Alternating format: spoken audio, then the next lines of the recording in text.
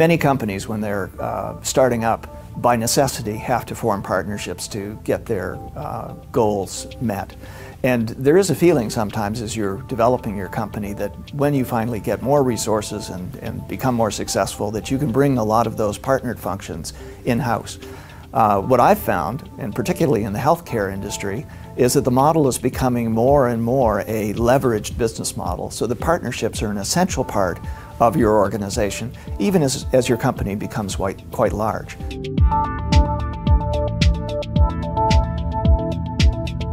Alliances between partners have a number of risks associated with them.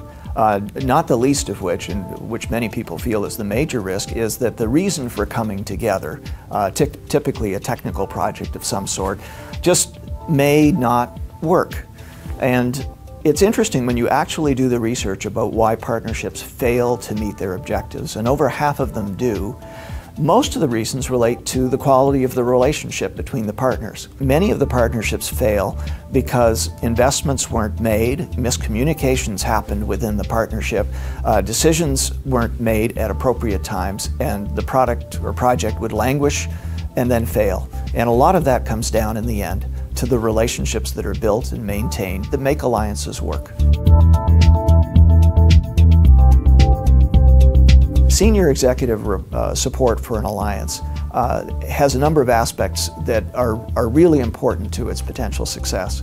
Not only is there what most people recognize is the sign from the top that an alliance is an important thing to be spending your time on within the company, but the more subtle aspects of making sure that resources are available when needed, that decisions are made in a timely kind of way, and that disputes are resolved, and there are always disputes in alliances, that they are resolved in a way that actually supports the relationship between the companies rather than ending up having the parties feel more fractious than they did before. Some of that requires education of senior executives as to what's expected from them in the way of behavior. But I find that many are quite open to that kind of feedback because in the end, the success of the alliance is important to them as well. It's a mistake to think about an alliance team between people from two separate companies as just another kind of a cross-functional team that you draw from internal resources. One of the issues that's a real difference is you don't spend time in the halls every day rubbing elbows and having a chance to work through the details that are important in the alliance.